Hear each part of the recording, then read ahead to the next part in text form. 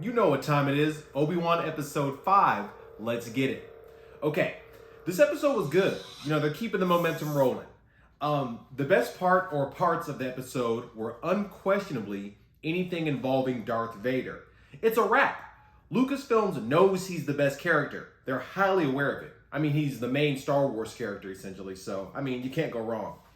He just has this overwhelming presence as well as power that's just undeniable. The stopping the starship scene, I mean, come on. You can't go wrong with that. That took it back to like Star Wars, Knights of the Old Republic, where supposedly Jedi were a lot more powerful. They could do like all sorts of crazy stuff, like stop Star Destroyers with their bare hands, with telekinesis. And also the Star Wars comics, where they delved a lot deeper into the stuff that Darth Vader did between episodes like 3 and 4. And man, he's done some comic book stuff, like some legitimately cool stuff. So they brought that out with there. Also comedically, watch that scene again. There was a second starship that like escaped after the first starship. So they took that straight to Star Wars Episode 9, The Rise of Skywalker. That movie, it should have been called The Rise of the Second Item, or maybe The Rise of Exegol. But anyways, because they had a second everything in that movie. There was a second skiff when they were on that water planet. There was a second TIE fighter for Kylo Ren. There was a second ship, because they thought that Chewie got killed, but there was a second ship that took off. There was a second Sith Wayfinder. So yeah, they did a little Star Wars Episode 9 reference to that moment. Highly funny. Okay, now on to the battle. That battle. Yeah, I mean, that was easily one of the best on-screen moments in the entire Star Wars continuum. From any property, any movie, and it was supposed to be. Like, I mean, once Darth Vader shows up, there's nothing you can do against him. And that's exactly what that battle showed. They brought in like actual martial arts influence. Like he was legit fighting her. It was crazy, and it was supposed to be, and they did it. He fought at least 50% of the battle with no lightsaber, just straight movement. Like yeah, that moment was dope. It was legit. And for all those who are wondering what, why Jedi or Sith don't just use telekinesis on each other instantaneously, it's because they have like a force aura around them. And if the auras are roughly equal, that's when they whip out the lightsabers, because they can't just like push them off a cliff or something. You know, that's why they do that. So when the battle started and Darth Vader could already use TK, telekinesis, on Homegirl, I knew the battle was over. Like, he's more powerful than her. Not to mention, he's Darth Vader, plus he's Anakin. So, I mean, we all knew it was over anyway. But once he used TK on her, I was like, oh, I mean, it's a wrap. So, yeah, and that battle also showed that aside from everything else, Darth Vader is also, he's a Jedi Master, just aside from being Anakin or anything else. And he's also a Sith Lord. So he's just a skilled individual on top of being Anakin, on top of all this other stuff. So it was just, they showed a lot in that battle. And it was, like I said, without question, one of the best on-screen Star Wars moments in the entire continuum, bar none. So shout out to my man Obi-Wan for the subterfuge, because he used Homegirl to escape Darth Vader. That's like, it was underhanded. It really was, but it worked. And it was his only option, because is Obi-Wan going to fight Darth Vader? No, I thought he looked strong enough in episode 2 when he lit the fire and, just burned my man Obi-Wan up.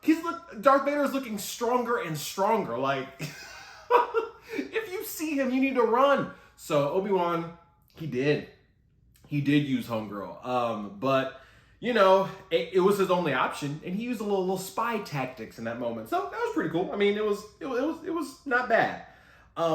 Leia fixing the gate. I was gonna say that moment was over the top, almost a plot hole, but then I'm like, oh yeah, Leia is the daughter of Anakin.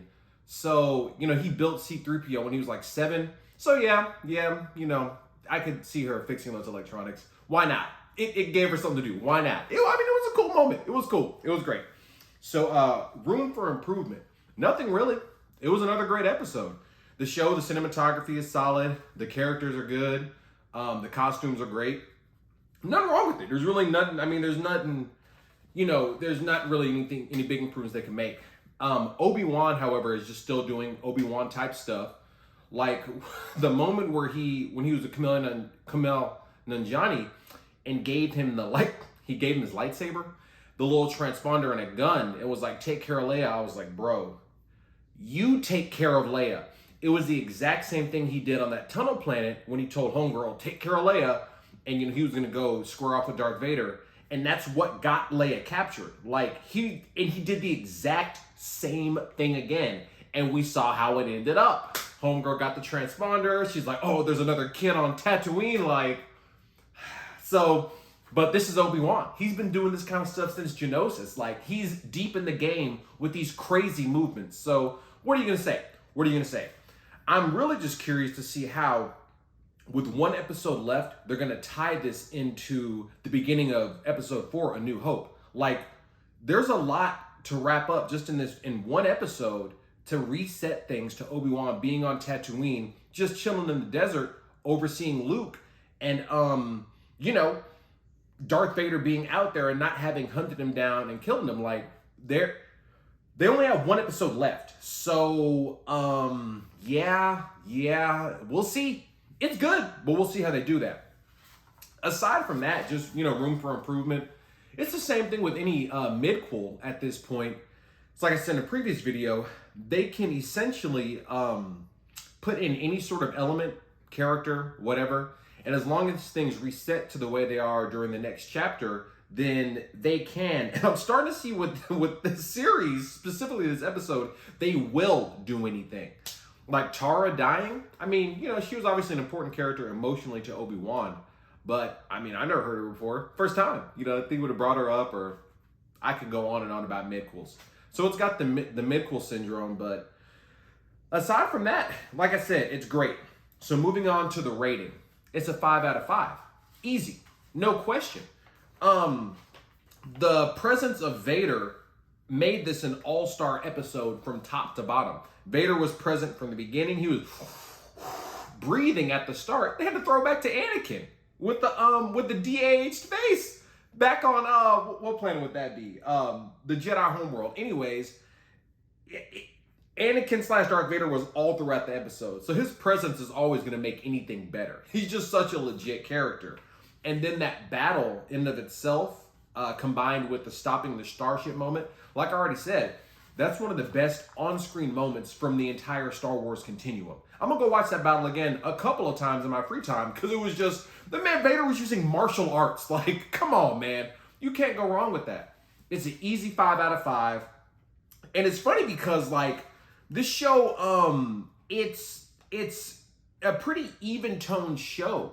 But among the shows I've reviewed so far, Moon Knight, Miss Marvel, let me get to that in a second, it has the most 5 out of 5s in it. Like, that's kind of crazy. They're all episodes with Darth Vader in them, so take that for what it's worth. But, yeah, I mean, I guess it could be like an all-star show. But that's just another point. This episode itself gets a 5 out of 5. My man Anakin always holding it down. It's a great episode. So, yeah. Miss Marvel, that show, man. Okay, that review's coming tomorrow. That show's on another level. It really is. So, but be ready for that review tomorrow. Thor, that comes out in like 3 weeks now? No, 4 weeks. 3 weeks. Actually, exactly 3 weeks. So, be on the lookout for that. I'm going to have that for y'all. Aside from that, man, take it easy. I'm going to see y'all later. Peace.